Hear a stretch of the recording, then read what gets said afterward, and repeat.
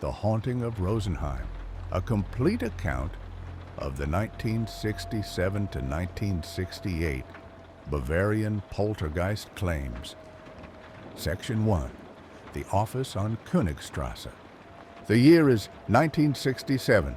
In the quiet Bavarian town of Rosenheim, nestled among the rolling hills of southern Germany, something impossible is claimed to have begun.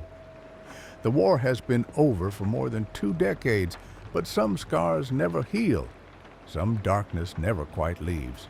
And in a modest law office on Königstrasse, the ordinary was about to give way to what would become one of parapsychology's most controversial and debated cases.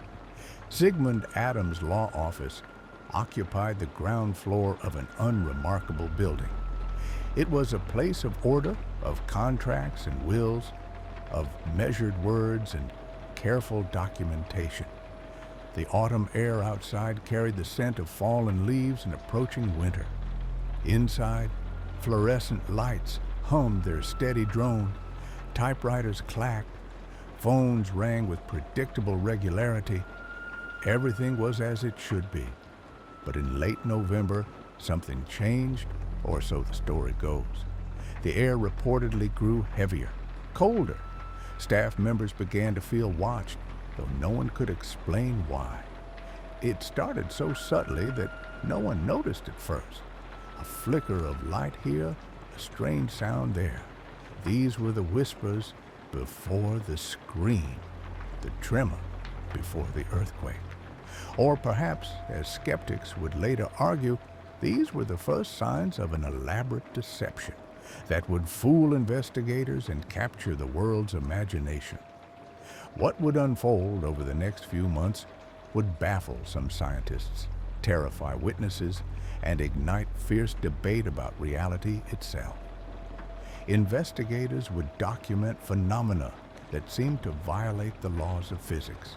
A respected professor would stake his reputation on the authenticity of what he claimed to observe, and at the center of it all would be a frightened young woman who would become either the unwitting conduit for impossible forces or the perpetrator of one of the most audacious hoaxes in paranormal history. This is the complete story of the Rosenheim poltergeist, a case that remains to this day one of the most documented and controversial alleged paranormal events in history. What happened in that office was witnessed by many. It was measured, photographed, and investigated by experts. But questions remain. Critical details were allegedly omitted from official reports.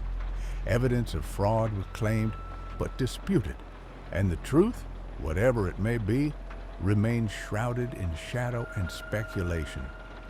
It all began with a phone call that should never have been made.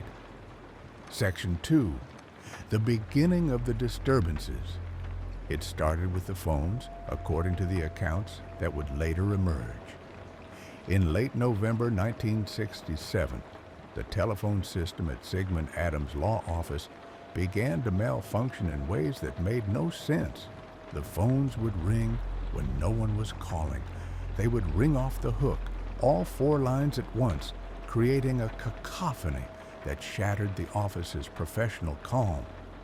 Staff members would answer, but there would be no one on the other end. Just silence, or sometimes a faint crackling like static from somewhere far away, or somewhere very close. The telephone bill for December arrived, and Sigmund Adams stared at it in disbelief. The office had somehow placed calls to the speaking clock, 119, the time announcement service, dozens of times per day. Sometimes multiple calls per minute at a rate that seemed mechanically impossible with the equipment they had. The charges were astronomical, but no one in the office admitted to making these calls. No one remembered dialing that number even once. Adam contacted the post office, convinced there must be an error in their system. Telephone technicians arrived, skeptical and efficient. They inspected the equipment. They tested the lines. They replaced components. But they claimed to find nothing wrong. The equipment was functioning perfectly, they assured him. The calls were real. They had been made from his office, logged by automatic equipment. But how? And by whom? The technicians left, and according to witnesses, the calls continued.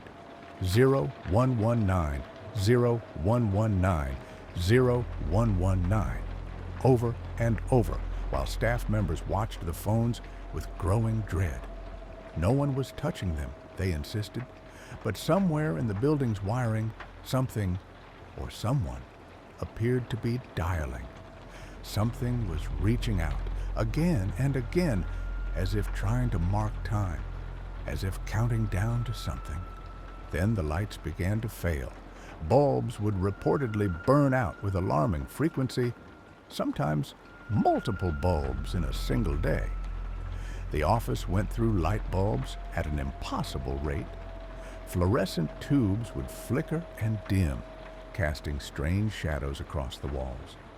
Sometimes they would surge with brightness, blazing with intensity that hurt the eyes before suddenly going dark. Workers began to feel uneasy. The office that had once felt safe and professional now felt wrong. There was a tension in the air, a sense of anticipation, like the moment before a thunderstorm breaks. But no storm came, only more strangeness, only more fear. Or was it all carefully orchestrated chaos, designed to create exactly this atmosphere of supernatural dread? Adam remained rational. There had to be an explanation. Perhaps the building's electrical system was faulty. Perhaps there was some environmental factor affecting the equipment. He refused to consider any alternative because the alternative was impossible. The alternative was madness or fraud. But in quiet moments, when he was alone in his office, even Adam would later report feeling it, that creeping sensation of being observed, of sharing space with something unseen. The hairs on the back of his neck would stand up for no reason. The temperature would drop suddenly, inexplicably, and he would wonder, just for a moment, if something was truly wrong. If something had come to his office that could not be explained by faulty wiring or telephone system errors. Or if someone among his staff was playing a very dangerous game. He was right to wonder. The phenomena, whatever their true cause, were just beginning. The worst was yet to come. Section 3. The Escalation. December brought winter to Bavaria, and with it, an escalation of the reported disturbances that would defy easy explanation.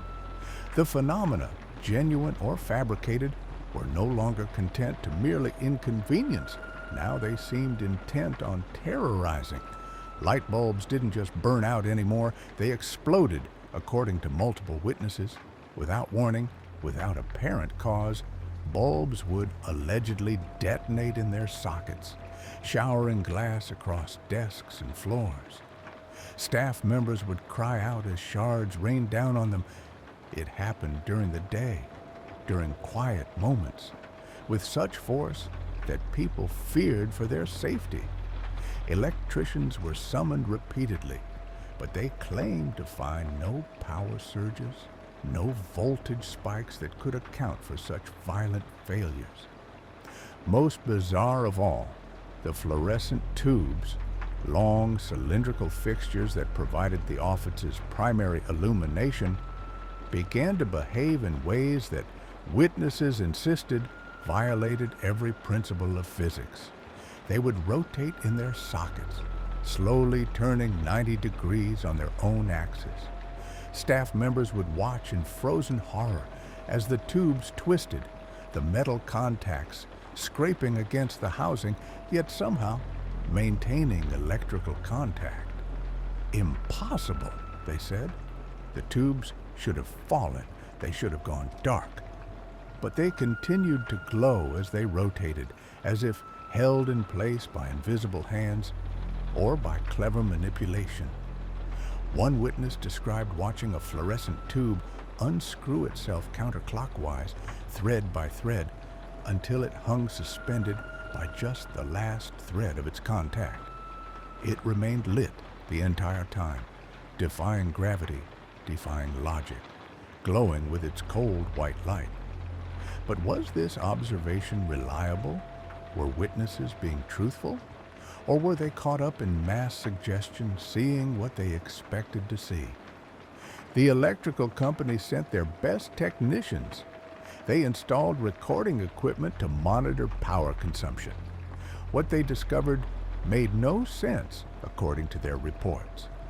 The power meter would spin wildly, registering massive energy consumption, then suddenly spin backward, as if energy were being returned to the grid. This shouldn't happen, couldn't happen. Yet the meters, checked, double-checked, verified, showed it happening. Or did they? Later skeptics would argue these readings could have been mechanically manipulated. Physicist Dr. Friedbert Karger from the Max Planck Institute arrived with oscilloscopes and monitoring equipment, along with his colleague Dr. Gerhard Zicha. He set up sophisticated instruments to measure voltage fluctuations. What he recorded, he claimed, were massive anomalous voltage variations that corresponded to no external source. The disturbances appeared to be originating from within the office itself, but from no identifiable point. It was as if the building itself were generating these energy fluctuations, or as if someone had found a way to manipulate the equipment to produce false readings. The office became a nightmare of allegedly malfunctioning equipment. Printers would activate on their own, spewing paper. The photocopier would operate without anyone pressing a button, producing copies of blank pages or strange dark images. Fuses would blow without overload. Electrical outlets would spark and smoke. At least, this is what witnesses reported. But questions would later arise about whether all these accounts could be verified. Staff members began to call in sick. Some refused to come to work at all. Those who remained worked in a state of constant tension, jumping at every sound, every flicker of light. The office that had once been a place of professional dignity had become either a genuinely haunted house where technology itself had turned malevolent, or the stage for an unprecedented theatrical performance. And through it all, one question haunted everyone. Why?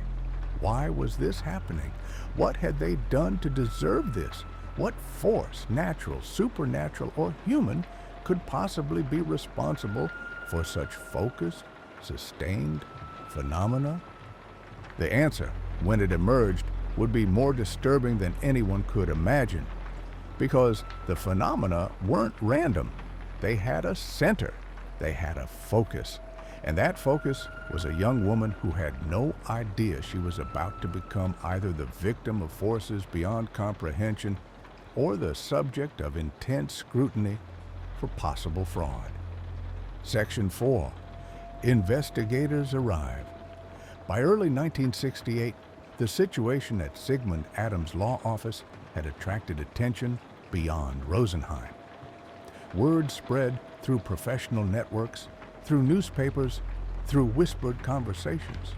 Scientists, electricians, journalists all began to descend on the quiet Bavarian town, drawn by reports of phenomena that challenged conventional understanding. The first to arrive were the pragmatists, the engineers who believed that every mystery had a rational solution. Teams from the electrical company came with sophisticated diagnostic equipment, determined to find the fault in the wiring, the flaw in the system that was causing such chaos. They worked methodically, professionally, checking every circuit, every connection, every component. They claimed to find nothing wrong. The electrical system was sound, more than sound. It was perfectly maintained. There appeared to be no reason for the failures, no explanation for the behavior they documented.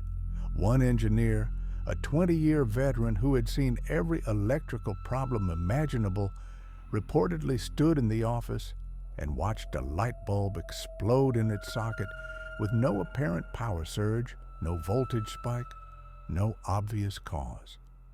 He packed up his equipment and left, refusing to speak about what he'd witnessed. Or so the story goes.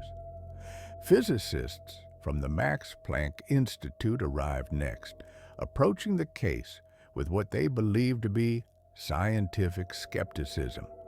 Dr. Friedbert Karger and Dr. Gerhard Zicha brought oscilloscopes, electromagnetic field detectors, and recording equipment. They would measure, quantify, and explain. That was their mandate. That was their certainty. But their instruments, they reported, only deepened the mystery.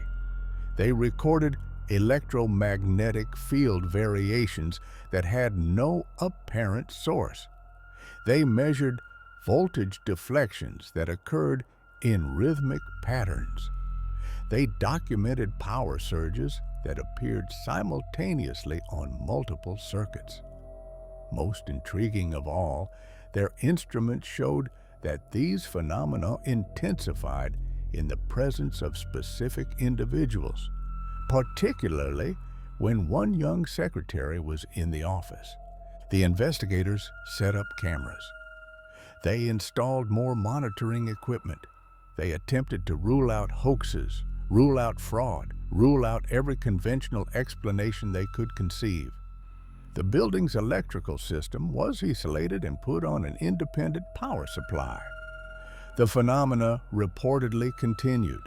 The power was shut off entirely and battery-powered emergency lights were installed. According to witnesses, the lights still exploded. Telephone engineers couldn't explain the mysterious cause. The automatic dialing equipment that would be needed to place the calls to 0119 required mechanical relays to close in a specific sequence. But examination showed these relays were functioning normally, yet the calls allegedly happened anyway. On one occasion, investigators counted what they claimed were 5 calls to the speaking clock in 15 seconds, a rate that seemed mechanically impossible with the equipment installed. But there was something else, something that would only emerge years later when critics examined the case. According to Dutch journalist and skeptic Piet Hein Hubens, no full report of the investigations was ever published, making it impossible to verify the methodology and check whether naturalistic explanations had truly been excluded. This absence of transparency would become a major point of contention. Professor Hans Bender, Germany's most renowned parapsychologist and founder of the Institute for Border Areas of Psychology and Mental Hygiene at the University of Freiburg, received a request to investigate. Bender was no fringe figure. He held a doctorate in psychology and had studied under distinguished academics. He had exposed frauds in other cases. He was known for his rigorous approach to paranormal claims. When Bender arrived in Rosenheim and reviewed the documentation, the meter readings, the witness testimonies, the physical evidence, he recognized something he believed he'd seen before in other cases. The pattern, the signature. This wasn't random electrical failure or some unknown natural phenomenon. He concluded this was a poltergeist, or this was what he wanted to believe it was. The word comes from German, polter, noise, crash, and geist, spirit, ghost. But Bender knew that poltergeists weren't ghosts in the traditional sense. According to his theories, they were manifestations of unconscious psychokinetic energy from living people, particularly young people under psychological stress. And all the evidence, he believed, pointed to one person as the focus of these phenomena. Her name was Anna Marie Chabrol, and she was about to become either the most scrutinized victim of paranormal forces or the most investigated fraud in parapsychological history. Section 5. The focus narrows. Anne-Marie Chabrol was, by all surface appearances, an unremarkable young woman. She was 19 years old, recently employed as a secretary at Sigmund Adams' law office. She was quiet, reserved, diligent in her work. She had grown up in a traditional Catholic household in Bavaria, and by all accounts, she was devout in her faith and conservative in her lifestyle. There was nothing immediately obvious about her that suggested she would become the epicenter of one of the most documented and controversial paranormal cases in history. But there was something else about Anne-Marie, something that the careful observers began to notice. She was deeply anxious, according to those who knew her. She seemed perpetually tense, her shoulders hunched as if carrying a great weight. She rarely smiled. When she spoke, her voice was soft, almost apologetic, as if she feared taking up too much space in the world. Bender would later report that she was frustrated with her job and distressed over a broken engagement. Emotional turmoil that, according to his theory, might manifest as psychokinetic phenomena. And the phenomena seemed to follow her. Or did they? At first, it was just a correlation, easy to dismiss as coincidence. But as investigators continued their work, the pattern became harder to ignore. The electrical disturbances occurred most frequently when Anne-Marie was in the office, they noted. They stopped when she left. When she returned from lunch or from a break, the phenomena would resume within minutes. Lights would flicker, phones would ring, the oppressive atmosphere would descend once again. Dr. Karger conducted a careful analysis, plotting the timing of every recorded incident against the office's personnel schedule. The correlation appeared striking. When Anne-Marie called in sick, the office was reportedly quiet. When she worked late, the phenomena allegedly continued into the evening. It was as if her presence activated something in the building, or as if she was the one manipulating events to occur only when she could plausibly deny involvement. Professor Bender interviewed Anne-Marie extensively. She was confused, frightened, and adamant that she had nothing to do with the disturbances. She believed in God, in the order of things, in the rules that governed reality. This chaos terrified her, she insisted. She couldn't understand why people were suggesting she was somehow responsible. She hadn't touched the phones. She hadn't broken the lights. How could anyone think she was causing this? But Bender saw what he interpreted as repressed emotion, unconscious stress. According to his assessment, Anne-Marie had grown up in a strict household where expressing negative feelings was discouraged. She had learned to suppress her anger, her frustration, her desires. She presented a calm exterior while inside, he theorized, emotions churned like a storm waiting to be unleashed as physical phenomena. Bender's theory, based on decades of research into similar cases, was that poltergeist phenomena represented recurrent spontaneous psychokinesis, RSK. The unconscious mind of a stressed individual, particularly an adolescent or young adult, could somehow interact with the physical environment, causing objects to move and energy to manifest in impossible ways. The person at the center, the agent, was neither consciously controlling the phenomena nor deliberately faking it. They were as much a victim as anyone else.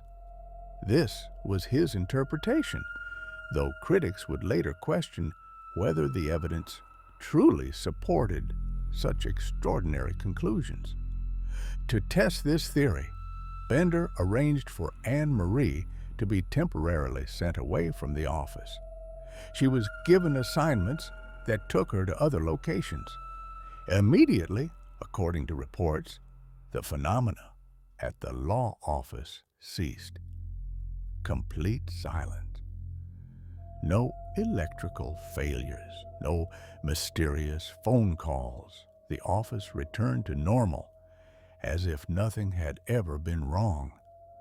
But wherever Anne Marie went, strange things allegedly began to happen, though these accounts are less well documented. At locations she visited, lights would supposedly flicker as she passed.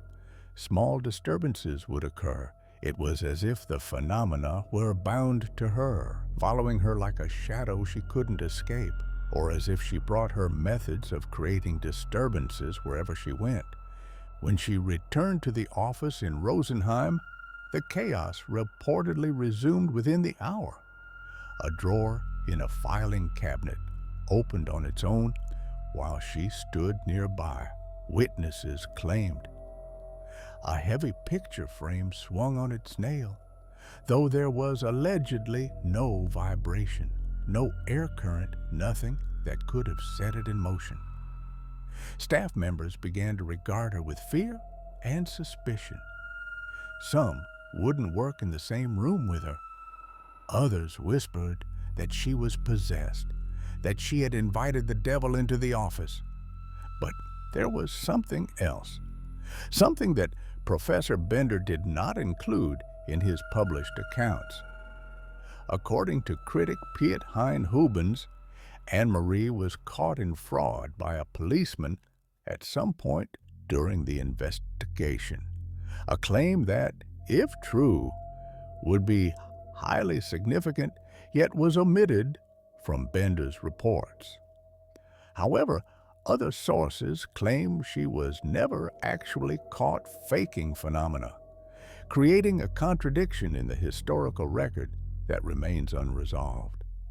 Additionally, a Viennese magician named Alan visited the office and reported inconclusive but curious discoveries that suggested possible trickery. Anne Marie wept. She prayed. She begged God to make it stop. She went to confession, seeking absolution for sins she hadn't committed or sins she was desperately trying to hide. But the phenomena continued, and the young woman at their center was breaking under the weight of attention, investigation, and accusation. The worst, however, was yet to come, because the electrical disturbances had been only the beginning. Now, the alleged poltergeist was about to demonstrate that it could do more than manipulate electricity. It could move matter itself, or someone could. Section 6. The terror intensifies. Early 1968 brought what witnesses described as a new dimension of horror to the law office.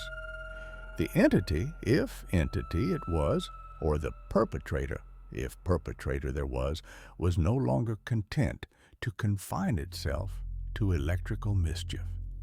Physical objects began to move, and they did so in ways that seemed to demonstrate either impossible forces or remarkable ingenuity in deception. The first incident occurred on a Monday morning, according to accounts. Several staff members were in the office when a loud crash echoed from the filing room. They rushed in to find that a heavy filing cabinet had moved, dragged across the floor, leaving deep scratches in the linoleum. No one had been in the room, they insisted. No one had touched it. The cabinet weighed over 100 kilograms, too heavy for one person to move easily. Yet it had shifted nearly a meter from its original position. But no one had witnessed the actual movement, leaving room for skepticism about whether it had truly moved on its own. Then came the paintings. The office walls were decorated with framed pictures, landscapes, legal prints, nothing unusual. But these paintings began to move, witnesses reported. They would rotate on their hooks, slowly turning and sometimes swinging back and forth like pendulums. Multiple witnesses claimed to have watched this happen. Investigators photographed it. Professor Bender documented one incident where a painting reportedly rotated while 7 people watched, including 2 physicists and a police officer. Most famously, a painting was captured on film, rotating on its hook. This footage would become one of the key pieces of evidence cited by those who believed the phenomena were genuine.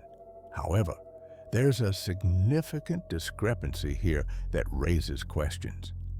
In Bender's first report, he claimed the painting rotated 320 degrees, but the actual film, when analyzed, showed the painting turning only 120 degrees, 200 degrees less than initially claimed. This exaggeration in the official account suggests either a genuine mistake or embellishment to make the case seem more impressive. There was no easy explanation for the movement, assuming it occurred as reported.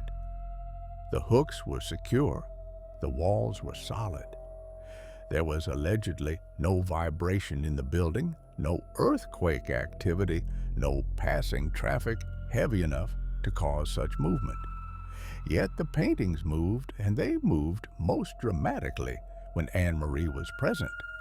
Or so it appeared to observers who may have been primed to see correlation where there was only coincidence, or who may have been witnessing carefully staged events.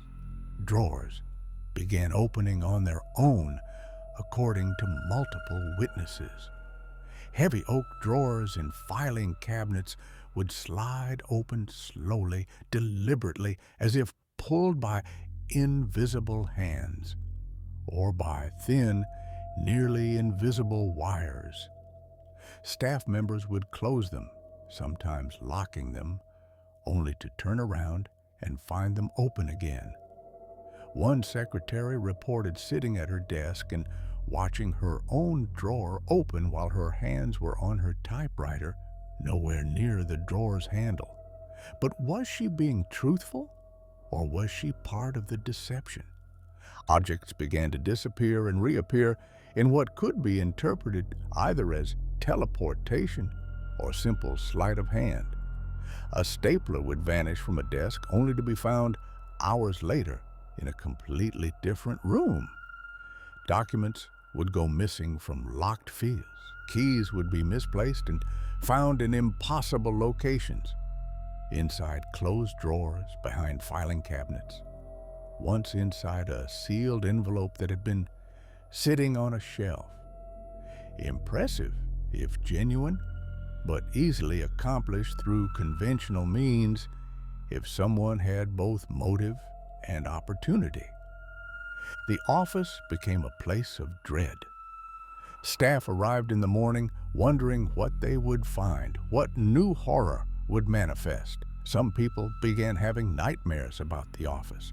Others developed physical symptoms, headaches, nausea, a feeling of oppression in their chest when they entered the building.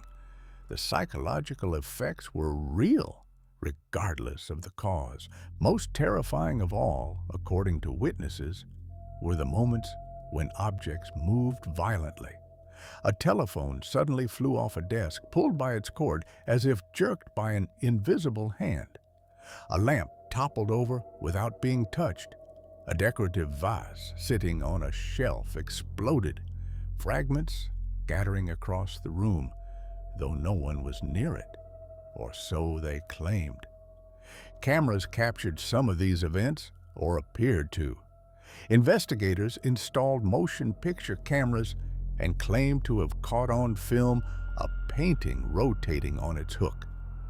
The footage exists to this day, showing a framed picture slowly turning while the wall around it remains stationary. Experts who believed in the phenomena analyzed the film, looking for evidence of authenticity. Skeptics analyzed it looking for wires, for signs of manipulation, for any evidence of fraud. The debate continues, with both sides claiming the evidence supports their position. Professor Bender conducted experiments, attempting to verify the phenomena under controlled conditions. He placed objects in specific positions and marked their locations. He installed sensors that would detect any physical interference. He brought in colleagues from multiple disciplines to observe and verify. What they documented, he claimed, was consistent and reproducible. In Anne-Marie's presence, objects moved. In her absence, they did not. But physicist John Taylor would later argue that the measurements shown by the chart recorder used to record the output of the electric current meter in Adams' law offices were likely fraudulently produced. His explanation for the alleged poltergeist phenomena was simpler and more damning: expectation, hallucination, and trickery. The electric current meter used during the disturbances recorded strong deflections which, according to Taylor, were mechanically made. That is, deliberately manipulated. The young woman at the center was deteriorating under the strain, whether from the burden of generating genuine psychokinetic phenomena or from maintaining an increasingly complex deception. She lost weight. Her hands trembled constantly. She developed a nervous habit of pulling at her hair. The psychological pressure of being constantly watched, constantly studied, constantly blamed or suspected was crushing her. Yet she continued to come to work because she needed the job, needed the income, needed to prove something, either her innocence or her ability to continue the performance. But the office had become hell, and everyone knew that something had to change, something had to be done to stop this. But what? How do you fight something you can't see? How do you stop something that might not exist? How do you prove or disprove claims that seem to resist both confirmation and refutation? Section 7. Professor Hans Bender's investigation. Professor Hans Bender brought what he believed to be scientific rigor to Rosenheim. His investigation, conducted throughout late 1967 and early 1968, would become both one of the most cited examinations of alleged paranormal phenomena and one of the most criticized for its methodology and omissions. Bender arrived with a team of researchers, physicists, and psychologists. He brought recording equipment, cameras, electromagnetic field detectors, and measuring instruments. More importantly, he brought decades of experience investigating alleged poltergeist cases. He had exposed frauds in the past and developed protocols for distinguishing genuine phenomena from trickery. But critics would later question whether his desire to find authentic paranormal phenomena led him to apply those protocols less rigorously than he should have. His stated first step was to rule out conventional explanations. Were the electrical disturbances caused by faulty wiring? According to his team, no. The system had been checked exhaustively. Were they caused by external electromagnetic interference? No. The office had been shielded and isolated. Could the phenomena be caused by seismic activity? No. Sensitive seismographs detected nothing.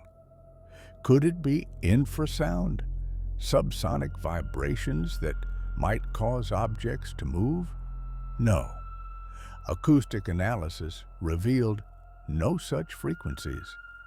At least, this is what Bender reported. But without access to the full investigative reports, which were never published, it's impossible to verify the thoroughness of these checks. Fraud was, of course, the most likely explanation from a skeptical perspective, but Bender claimed to have investigated this possibility thoroughly. He examined objects that moved, looking for hidden wires or mechanical devices. He interviewed staff members separately, looking for inconsistencies in their accounts. He installed cameras to catch anyone manipulating objects when they thought they weren't being watched. He found nothing suspicious, he reported. The phenomena were genuine, he concluded. Objects moved when there was no apparent possibility of human interference. Events occurred while Anna Marie was under observation, her hands visible, her body still. But here we encounter the first major problem. According to Piet-Hein Hubens, worse is that Bender omits from his account the highly significant fact that Anne-Marie was caught in fraud by a policeman. This is an extraordinary omission. If the focal person in a poltergeist investigation is caught cheating, this fact is absolutely central to understanding the case. The fact that Bender excluded this from his published reports suggests either selective presentation of evidence or a bias toward finding paranormal explanations. Bender focused his published investigation on the theory that Anne-Marie was unconsciously generating psychokinetic effects, that her mind, under tremendous psychological pressure, was somehow interacting with the physical environment. This was consistent with other poltergeist cases he had studied, where phenomena seemed to manifest through troubled adolescents or young adults. It fit his theoretical framework perfectly, perhaps too perfectly. He conducted psychological evaluations of Anne-Marie. The test revealed what he interpreted as a young woman under enormous stress, struggling with repressed emotions and frustrated desires. She had grown up in a restrictive environment where emotional expression was discouraged. She felt trapped in her life, in her job, in her circumstances. But she had no conscious outlet for these feelings, so they remained locked inside, building pressure like steam in a sealed vessel. This psychological profile fit the pattern Bender expected to find in poltergeist agents. He hypothesized that this repressed psychic energy was manifesting as physical force. The unconscious mind, unable to express itself through normal channels, was expressing itself through matter, moving objects, disrupting electrical systems, creating chaos in the external world that mirrored the chaos in Anne-Marie's internal world. It was an elegant theory. It was also unfalsifiable, which made it scientifically problematic. Any failure of the phenomena could be explained by the absence of the right psychological conditions, while any success confirmed the theory. Bender documented everything, he claimed, meticulously. He published his findings in the Zeitschrift für Parapsychologie und Grenzgebiete der Psychologie, Journal for Parapsychology and Border Areas of Psychology. His report was measured in tone, presenting what he characterized as rigorous data, though critics noted the absence of certain key details, like the fraud allegation, like the discrepancy in the painting rotation degrees, like the inconclusive but curious discoveries made by the magician Allen.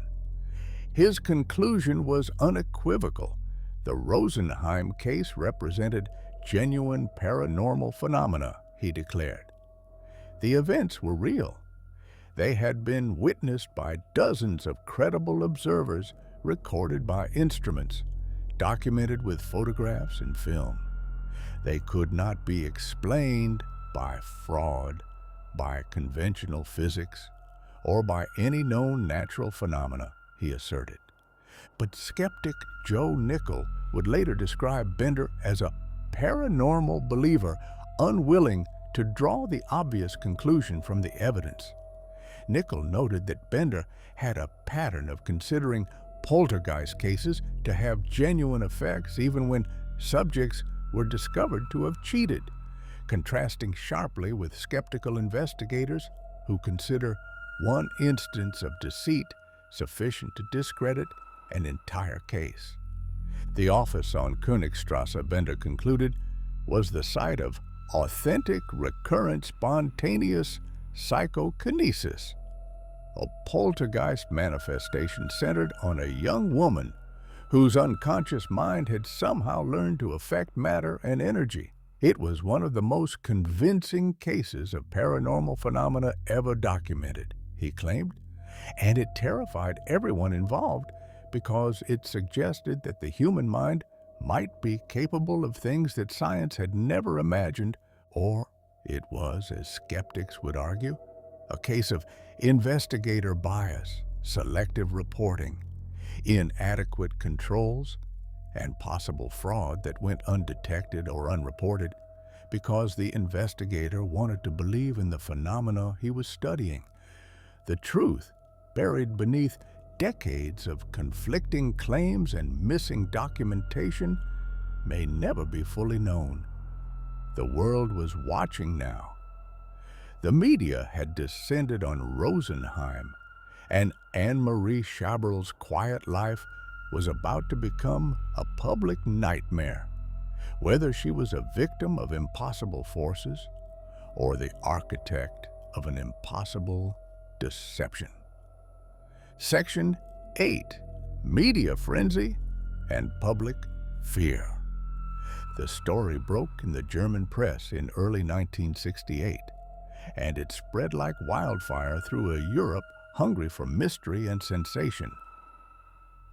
Ghostly phenomena in Bavarian law office, the headline screamed. Invisible force terrorizes small town. Scientists baffled by supernatural events.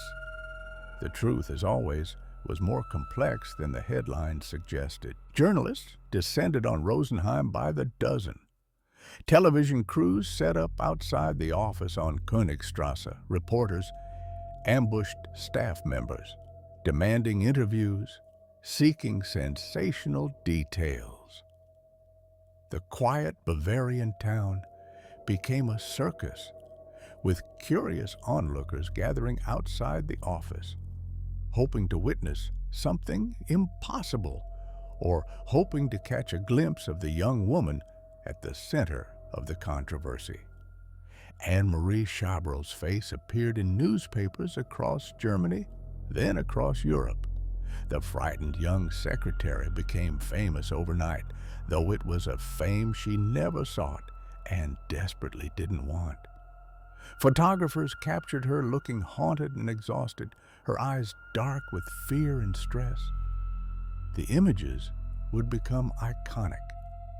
The face of the Rosenheim poltergeist, a young woman who was either trapped at the center of forces beyond her control or trapped in a web of her own making.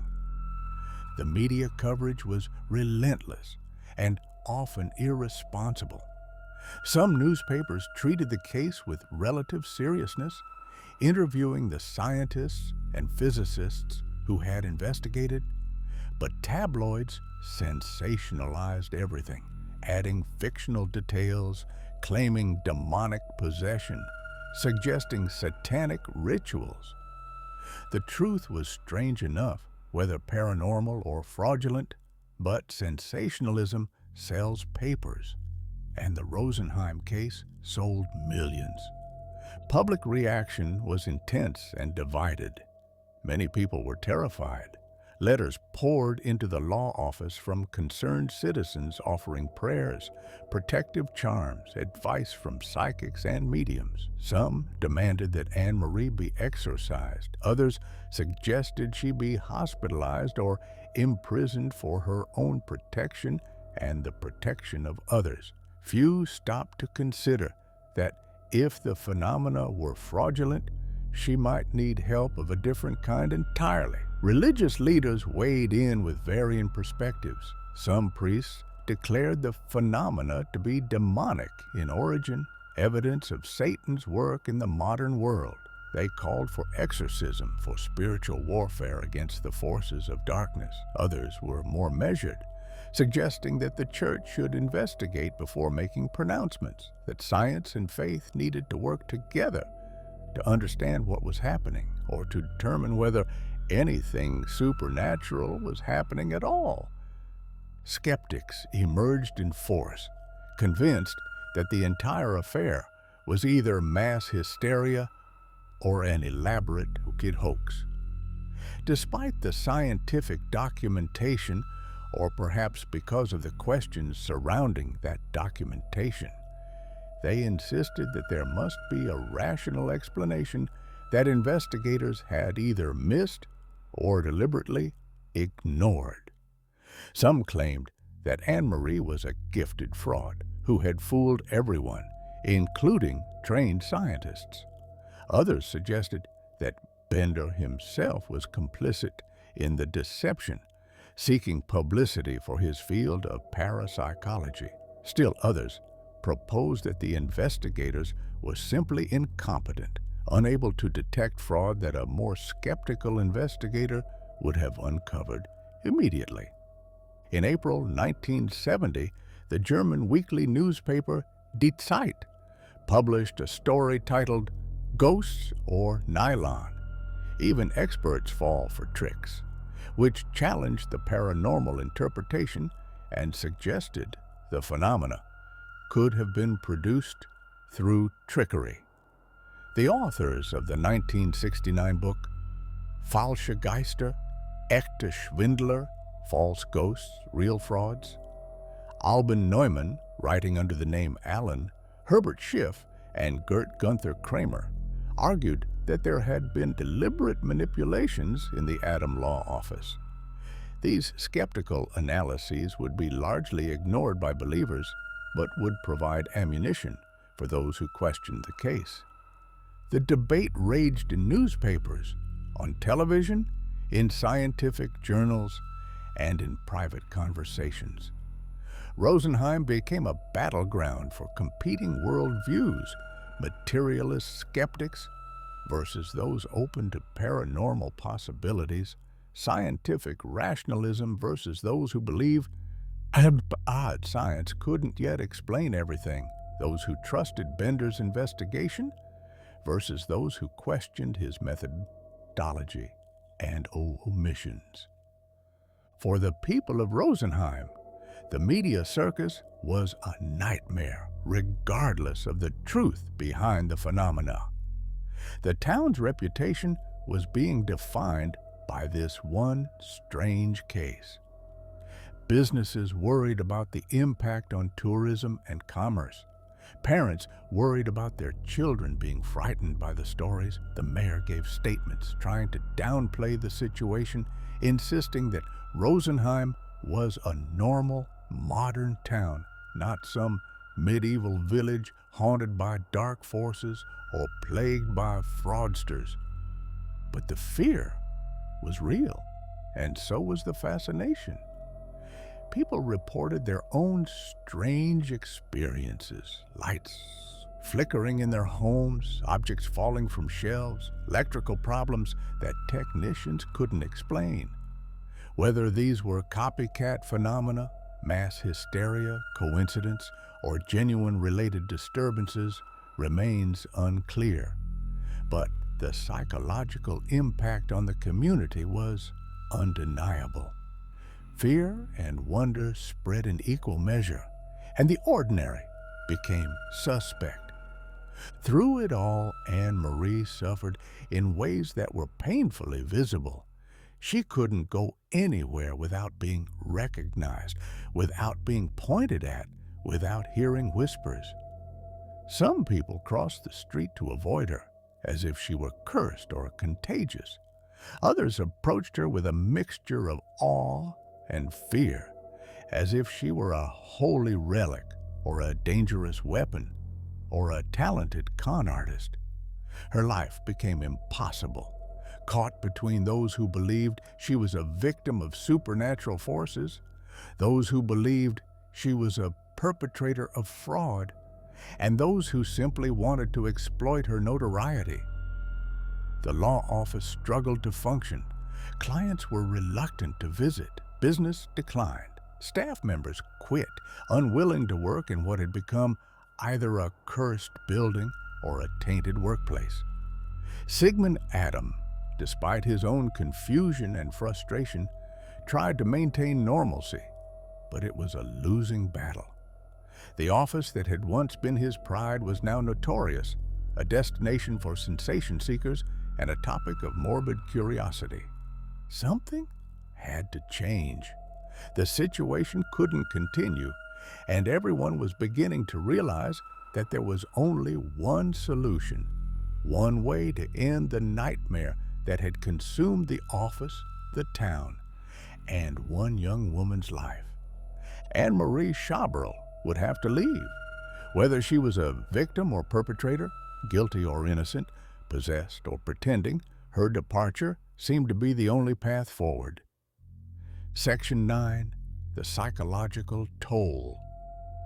The human cost of the Rosenheim case, whether genuine haunting or elaborate hoax, cannot be measured in broken light bulbs or electrical bills. It must be measured in the shattered nerves, the sleepless nights, the psychological wounds that would take years to heal, if they healed at all.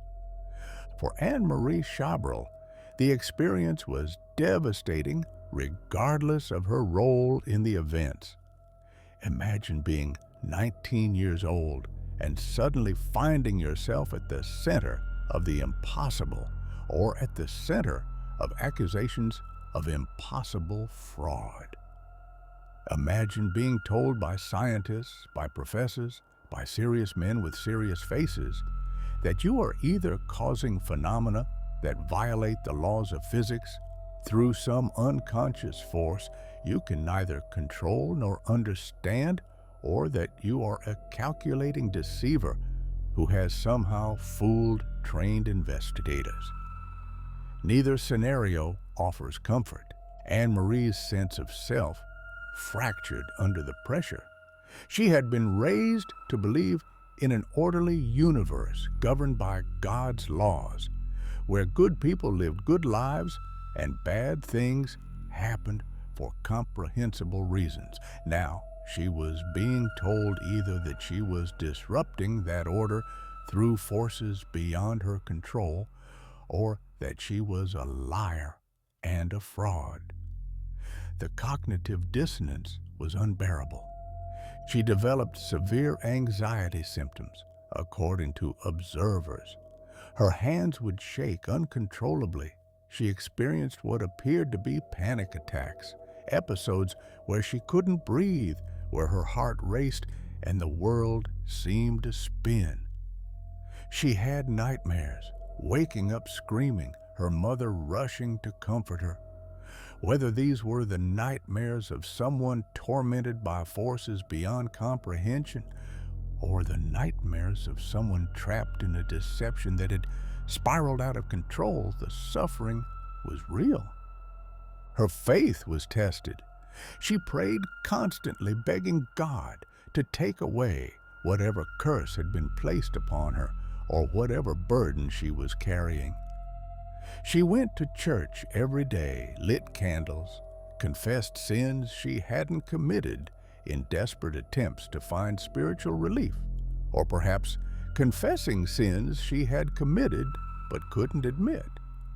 But the phenomena continued, or the accusations continued, and she began to wonder if God had abandoned her, if she had somehow committed some unforgivable sin that had separated her from divine protection. The other staff members at the law office suffered as well. They came to work each day not knowing what they would face, living in a state of constant tension. Some developed physical symptoms: chronic headaches, digestive problems, insomnia. One secretary had a nervous breakdown and required hospitalization. Another quit and moved to another city, unable to stay in Rosenheim after what she had witnessed or believed she had witnessed. The atmosphere of fear and suspicion was pervasive. Every sound made people jump. Every flicker of light caused hearts to race. But was this fear of the supernatural, or was it the fear of being deceived, of not knowing who or what to trust? The simple act of entering the office each morning became an ordeal requiring courage. Some staff members would stand outside the building for several minutes, gathering their nerves before going in. Relationships fractured. Colleagues who had once been friendly became suspicious of one another. Was someone causing this deliberately? Was someone in league with whatever force was at work? Was Anne-Marie the sole perpetrator, or were others involved? Or was it all genuine, making suspicion itself a cruel injustice? Trust evaporated, replaced by paranoia and accusation. The office became a place of isolation where people worked in silence, avoiding eye contact, afraid to speak. Sigmund Adam himself aged visibly during those months. The man who had run a respectable law practice found himself managing a nightmare and a media spectacle.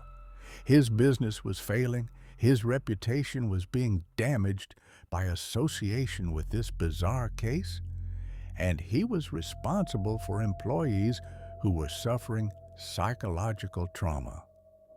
He felt powerless, unable to protect his staff, unable to make the phenomena stop, or unable to prove they were fraudulent. Professor Bender tried to provide support for Anne-Marie, according to his accounts. He arranged for counseling, explained to her that if the phenomena were genuine psychokinesis, she was not responsible in any moral sense.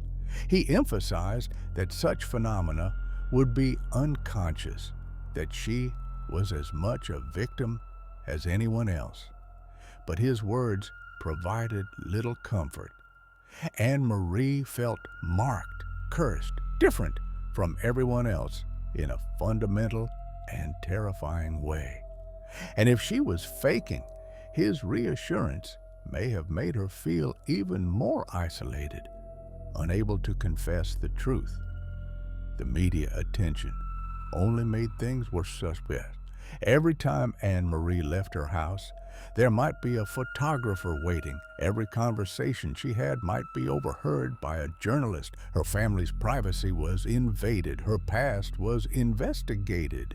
Classmates from her school days were interviewed about what she had been like as a child. Had there been signs of psychic abilities? Had there been signs of deceptive behavior? Had strange things happened around her before? Her relationship suffered. Friends distanced themselves, uncomfortable with the notoriety, and genuinely afraid either of being near her or of being associated with someone who might be exposed as a fraud. A young man she had been seeing broke off their relationship, unable to handle the stress and public attention. Her family, though supportive, was also struggling. They were devout Catholics, living in a small town where suddenly everyone knew their daughter as either the poltergeist girl or the fraud. The psychological literature on poltergeist agents, whether genuine or not, suggests that many experience long-term effects. Some develop chronic anxiety disorders. Others struggle with identity issues, forever marked by their experience as other or different or dishonest. Many report feeling that they can never live normal lives, that they are forever defined by events they either didn't choose and couldn't control, or by deceptions they can never fully escape. For Anne-Marie, the toll was immeasurable. She was trapped in a nightmare from which there seemed no escape. Whether the phenomena were genuine and followed her wherever she went, or whether she was caught in a web of deception that had grown beyond her control, the result was the same. A young woman whose life had been destroyed by events in Rosenheim. The media attention never ceased. The fear and suspicion in others' eyes never disappeared. She was living proof, either that the world was stranger and more dangerous than anyone wanted to believe, or that even trained investigators could be fooled by a clever young woman. Either way, people resented her for it. By January 1968, it was clear that continuing in this situation would destroy her completely. Something had to be done, and there was only one option left to try. Section 10. Attempted Solutions. As the reported phenomena continued into early 1968, desperation drove those involved to try various interventions. If science couldn't solve this problem, or couldn't definitively prove fraud, perhaps other approaches could. The first attempted solution was religious. Despite Professor Bender's scientific explanations, many people believed the phenomena were demonic in origin and required spiritual intervention. A local priest was asked to bless the office, to perform prayers of protection and cleansing. He arrived with holy water, rosary beads, and genuine trepidation. He blessed each room, each corner, each piece of equipment, calling upon God and the saints to drive away any evil presence. The blessing had no apparent effect, according to witnesses. The very next day, paintings reportedly swung on the walls and phones rang with no one calling. The priest returned to attempt a stronger intervention, this time bringing sacred relics and conducting more intensive prayers. Again, nothing changed. The entity, if entity it was, seemed unmoved by religious authority, or the perpetrator, if perpetrator there was, continued undeterred by spiritual warfare. Some suggested a formal exorcism. The Catholic Church has specific protocols for addressing cases of suspected demonic possession, but these require extensive investigation and approval from the bishop. Anne-Marie was examined by church authorities, who concluded that she showed no signs of possession in the theological sense. She was not speaking in unknown languages, not demonstrating superhuman strength, not showing aversion to holy objects. Whatever was happening, it didn't fit the profile of demonic possession as defined by church doctrine. The church declined to perform an exorcism. Still, some unofficial exorcism attempts were made. A visiting priest from another diocese, convinced that evil was at work, conducted prayers over Anne-Marie without official sanction. She participated willingly, desperately hoping for relief. But the ritual had no effect on the phenomena. suggesting either that they weren't demonic in origin or that they weren't supernatural at all. Scientific solutions were attempted as well. Physicists suggested that if the phenomena were caused by some form of electromagnetic interaction with Anne-Marie's body, perhaps shielding could help. She was asked to wear clothing made with metallic thread that might dissipate any bioelectrical fields. No change in the phenomena was observed. She was placed in what approximated a Faraday cage, a metal enclosure that blocks electromagnetic fields. According to reports, the phenomena occurred anyway, objects moving inside the cage, suggesting either that the force involved wasn't electromagnetic or that the precautions against fraud were inadequate. Psychological intervention was intensified based on Bender's theory. If the phenomena were driven by unconscious stress and repressed emotion, then perhaps therapy could resolve them. Anne-Marie underwent counseling sessions where she was encouraged to express anger, to voice frustrations, to acknowledge negative feelings that her upbringing had taught her to suppress. These sessions reportedly provided temporary relief. In the hours immediately following a session where Anne-Marie had vented strong emotions, the phenomena would diminish, witnesses noted. The office would be calmer, but the effect never lasted more than a day or two before the disturbances resumed.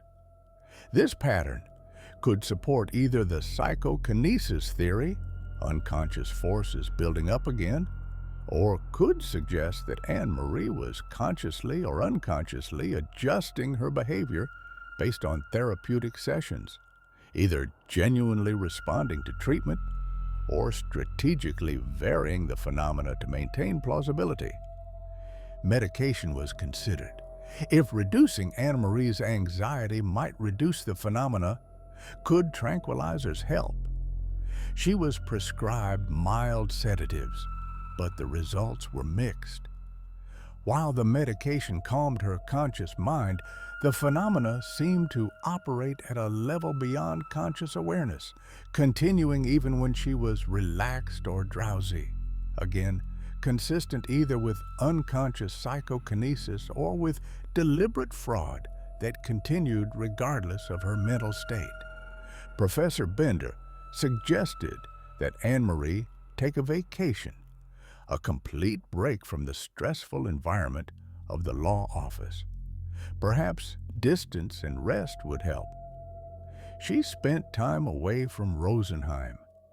During that time, according to reports, the office was completely quiet.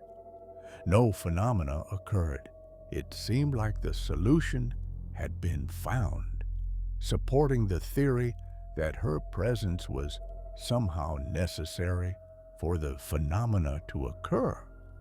But when Anne-Marie returned, the disturbances reportedly resumed as intense as ever. And according to some accounts, though these are less well documented, strange things had occurred around her even while she was away, making her feel like she could never escape, like she was carrying either a curse or a compulsion with her wherever she went. The most desperate suggestion was that Anne-Marie be institutionalized for her own protection and the protection of others. Some argued that whatever was happening represented a danger, that she should be confined until it could be resolved. But this proposal was rejected by both Bender and Adam. Whether innocent victim or guilty perpetrator, Anne-Marie had committed no crime. She was not demonstrably mentally ill in any clinical sense. Institutionalizing her would be cruel and unjust. Punishment for phenomena she either couldn't control or for suspicions that couldn't be proven. In the end, all the attempted solutions failed. Prayer didn't work. Science couldn't definitively prove or disprove the phenomena. Therapy provided only temporary relief. Medication was ineffective. Distance didn't help because either the phenomena traveled with her or her method of creating phenomena could be deployed anywhere. Every conventional approach, every intervention that experts could devise, failed to stop the poltergeist or failed to catch the perpetrator in the act. Only one option remained, though no one wanted to be the one to propose it directly. The option that seemed cruel, but might be necessary. The option that would devastate a young woman who had either done nothing wrong or who had created an elaborate deception that had spiraled beyond control. Anne-Marie Chabrol would have to lose her job. She would have to be removed from the law office permanently. It was the only thing that hadn't been conclusively tried, and everyone suspected that it was the only thing that might work for whatever reason. Section 11. The End. In January 1968, according to most accounts, the decision was made. It was presented as Anne-Marie's choice, a decision for her own well-being and mental health. But everyone understood the reality. The office could not continue to function with her there. The phenomena, genuine or otherwise, were destroying the business, traumatizing the staff, and making normal operations impossible. For the good of everyone, including Anne-Marie herself, she needed to leave. The conversation, when it came, was difficult.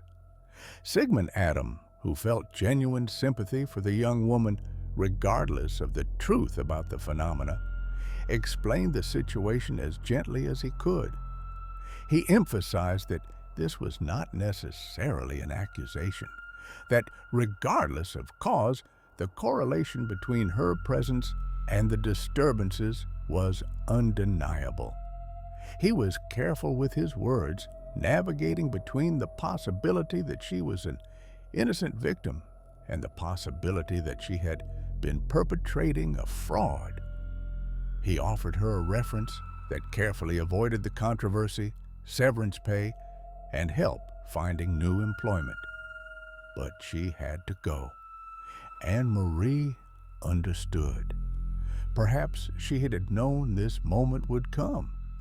Perhaps she had been waiting for it, dreading it, knowing that eventually she would be cast out, exiled from yet another part of her life by phenomena she either couldn't control or couldn't admit to controlling. She agreed quietly, without protest, because what else could she do? Fighting would change nothing.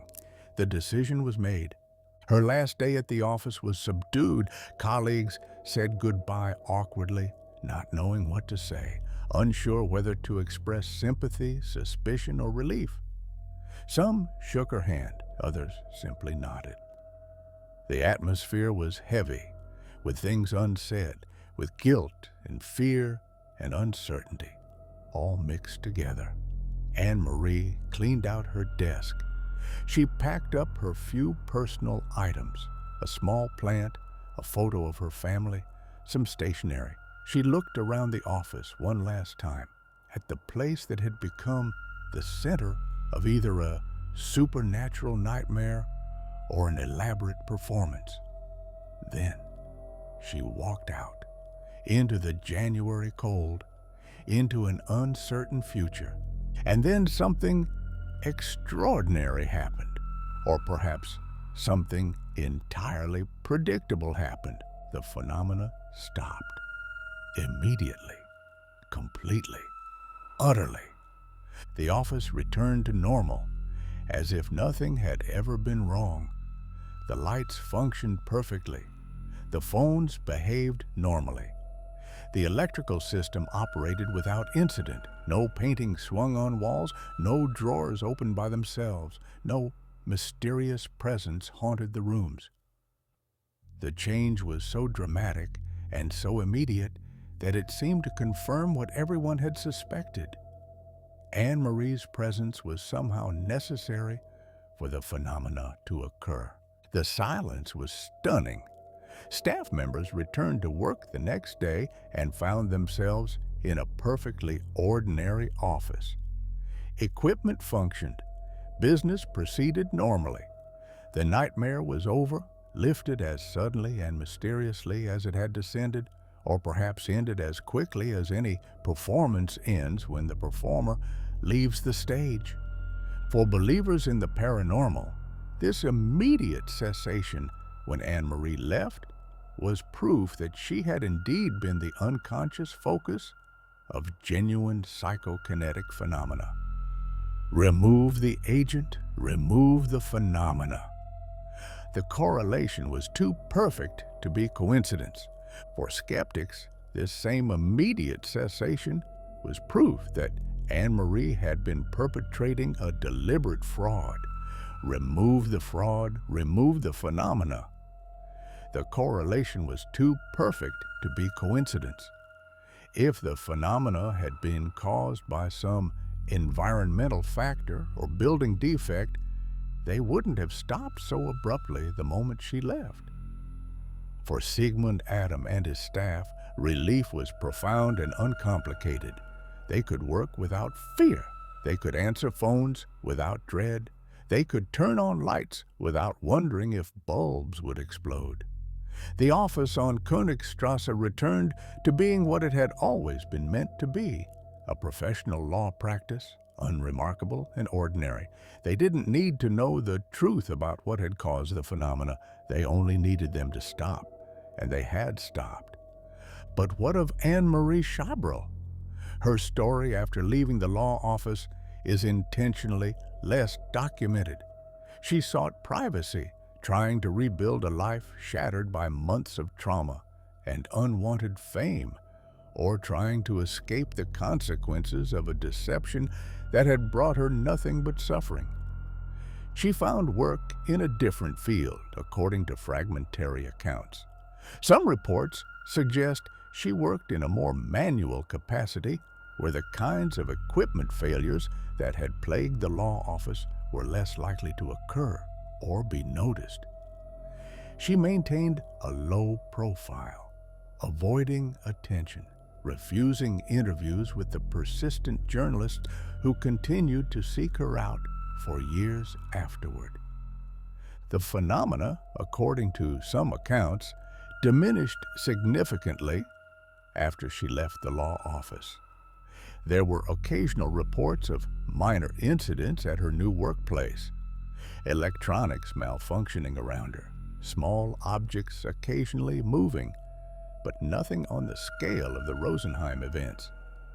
Whether this was because she learned to manage unconscious psychokinetic forces, because removing her from that particular stressful environment reduced the intensity of genuine manifestations, because she had learned to be more subtle in any deception, or because people were simply less alert to such phenomena in a new environment, remains a matter of speculation. According to Professor Bender's account, she eventually married and found some measure of normalcy and peace. She rarely spoke about the events of 1967 to 1968, treating them as a dark chapter best left closed. When approached by researchers years later, she politely declined to participate in follow-up studies. She wanted to be left alone, to be normal, to be free of the burden of being the Rosenheim poltergeist girl, whether that meant being free of supernatural affliction or being free of association with the most famous poltergeist case in German history. Professor Bender continued to cite the case for decades, publishing papers and analyses, considering it one of the most important poltergeist cases ever documented. The evidence collected during those months remained in his files. The photographs, the meter readings, the witness statements, the film footage of paintings rotating on walls. It stood as proof, he believed, that reality was stranger than conventional science acknowledged, that the human mind might be capable of affecting matter in ways that physics couldn't yet explain. But critics continued to point to the omissions in his reports, the lack of published methodology, the failure to mention Anne-Marie being caught in fraud by a policeman, the exaggeration of the painting rotation, and the curious discoveries by the magician Allen that were never fully explained. The law office itself returned to obscurity. It continued operating for many years, its connection to the famous case becoming a footnote in the building's history.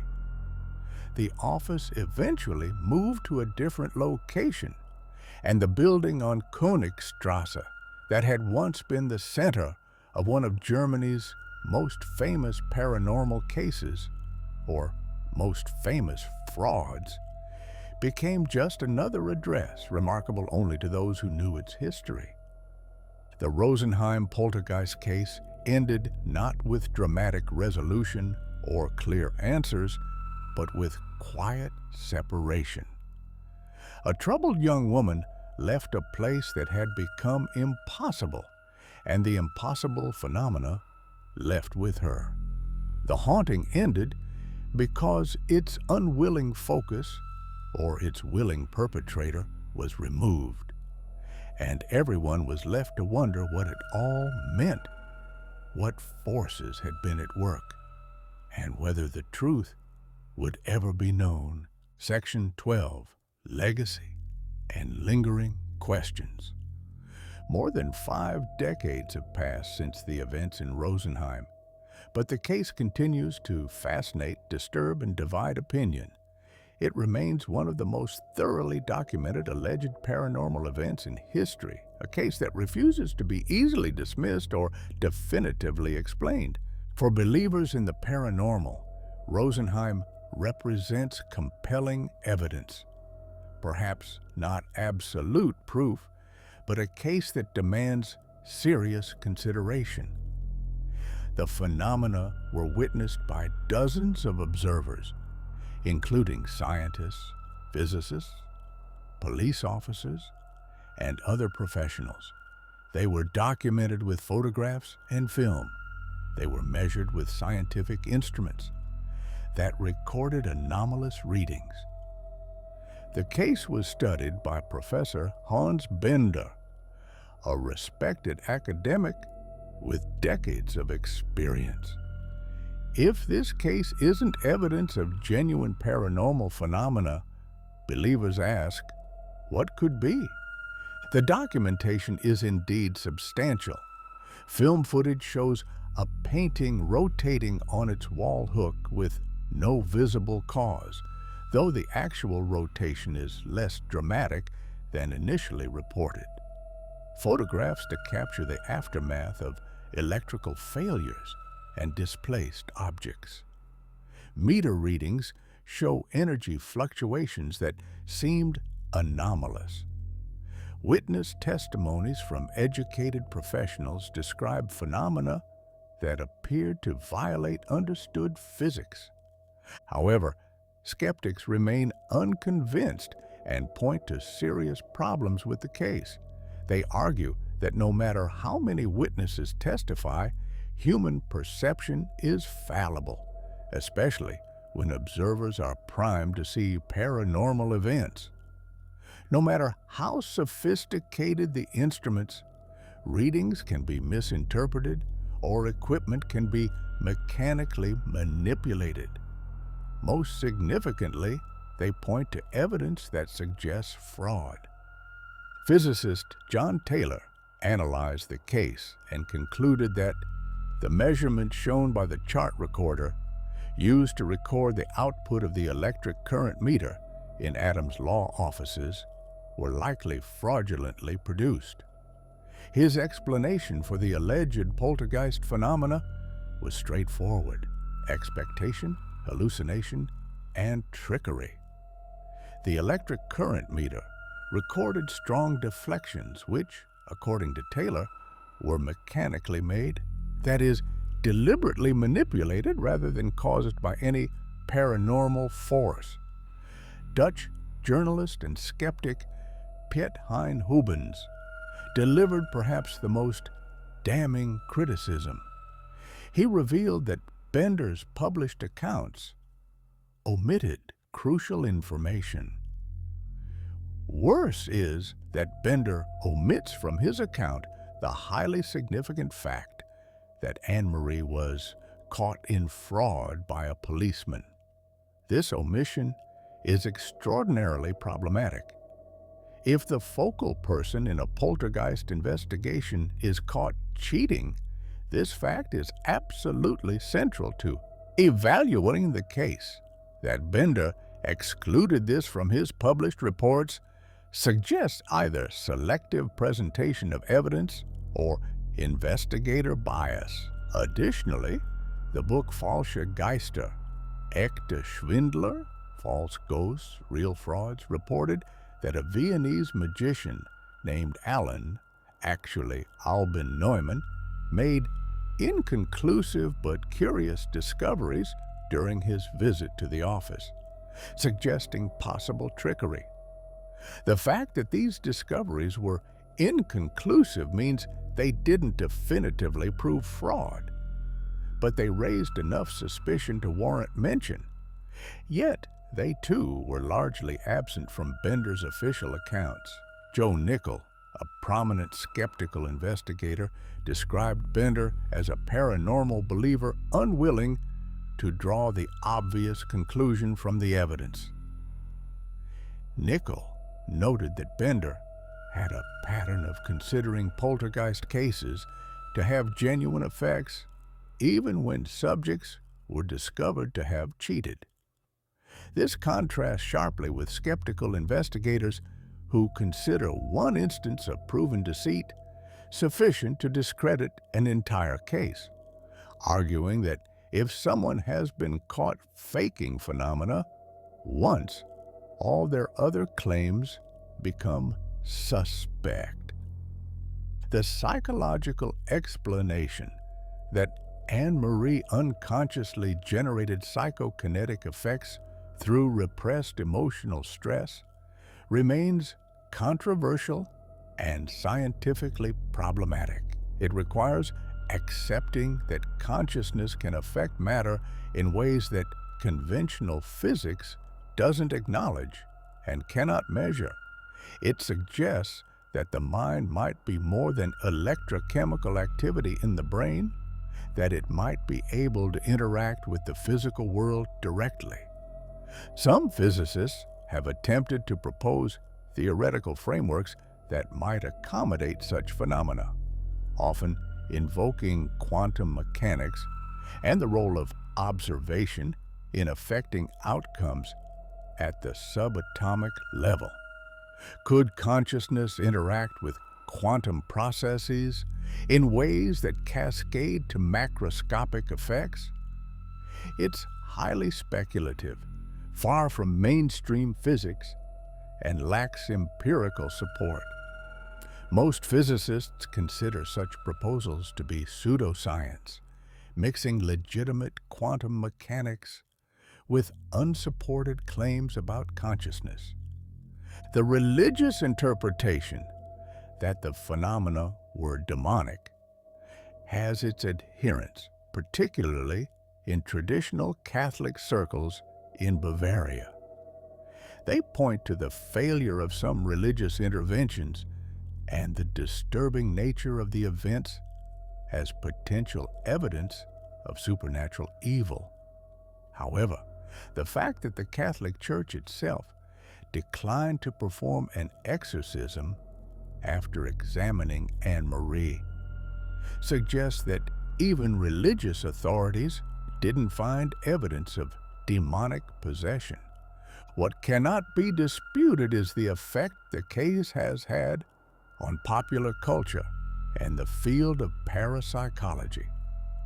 The Rosenheim poltergeist has been the subject of books, documentaries, academic papers, and countless articles. It appears in parapsychology textbooks as either a classic example of poltergeist phenomena or a cautionary tale about investigator bias, depending on the author's perspective. It influenced the 1970s surge of interest in the paranormal, contributing to a cultural moment when such claims were taken more seriously by mainstream audiences. Films and television shows have drawn inspiration from the case, though usually adding fictional elements that distort the actual events. The image of rotating paintings, exploding light bulbs, and mysterious phone calls has become part of poltergeist iconography in popular culture, based largely on the Rosenheim case.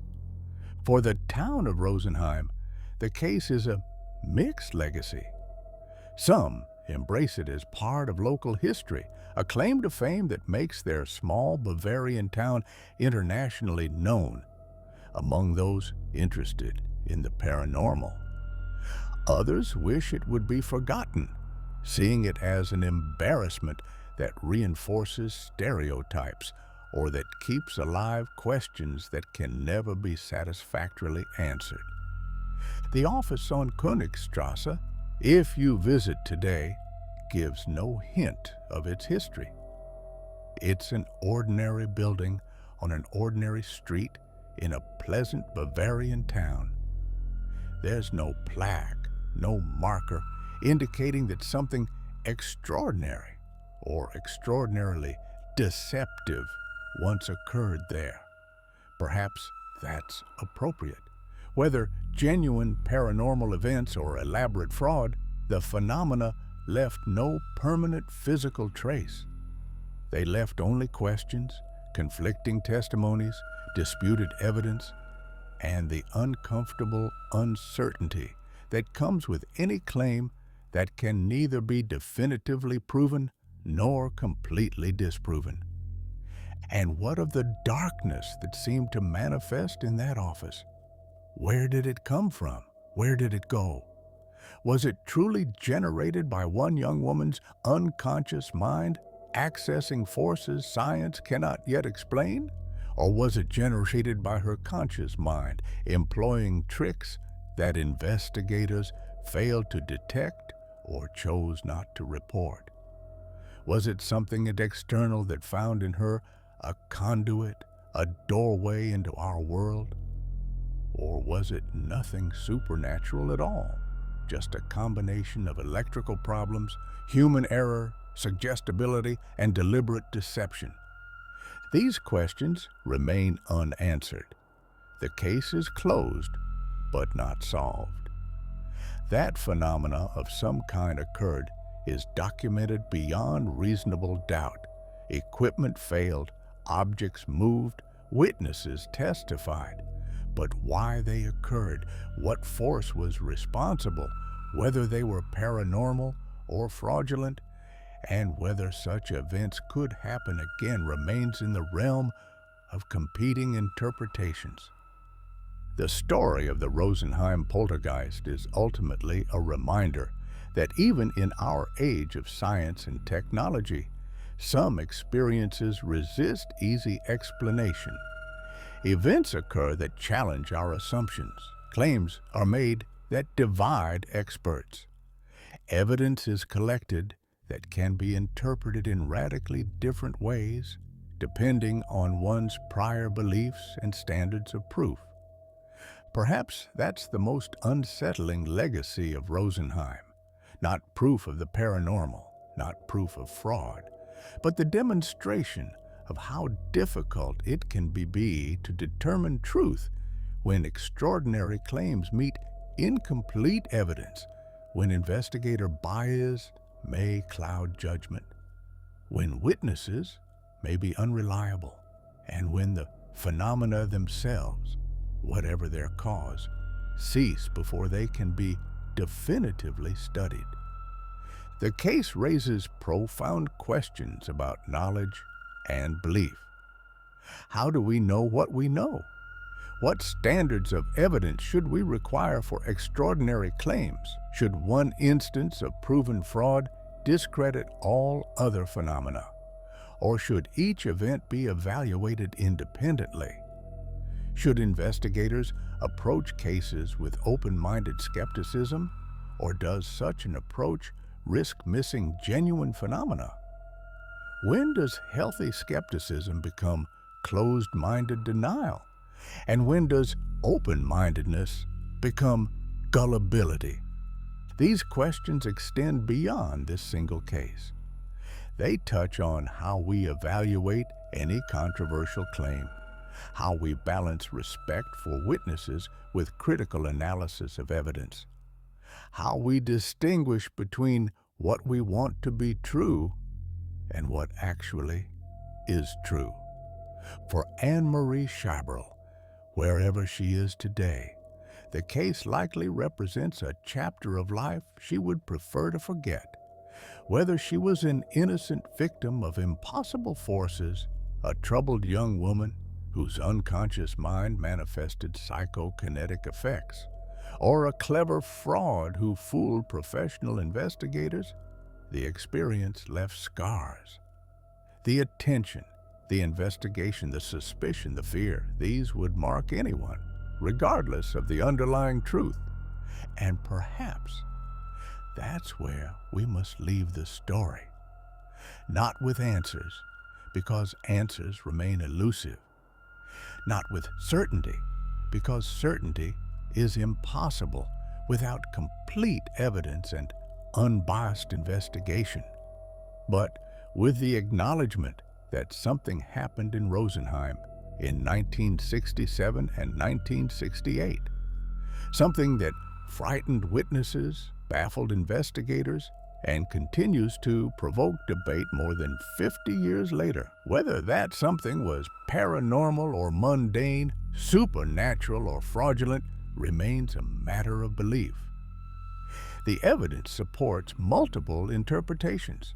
The case can be read as either compelling proof of psychokinetic phenomena or as a cautionary tale about investigator bias and unreported fraud. Both readings have their advocates. Both can cite evidence. Neither can completely refute the other. In the end, the Rosenheim poltergeist may be less important for what it proves than for what it reveals about us, about our hunger for mystery, our resistance to deception, our desire to believe in possibilities beyond the ordinary, and our need to maintain boundaries between the possible and impossible. The case holds up a mirror to our beliefs about reality itself. The lights are off now on Königstrasse. The phones are silent. The paintings hang motionless on walls that once witnessed or seemed to witness impossible things. But the questions remain lingering in the darkness, waiting for anyone brave or foolish enough to seek definitive answers where none may exist. The haunting, if haunting it was, ended more than 50 years ago. But the mystery endures, neither solved nor abandoned, neither proven nor disproven, suspended in that uncomfortable space between belief and skepticism, between the paranormal and the fraudulent, between what we can know and what we can only wonder about. And perhaps in that uncertainty lies the case's true legacy, not the comfort of answers, but the challenge of questions that refuse to be silenced.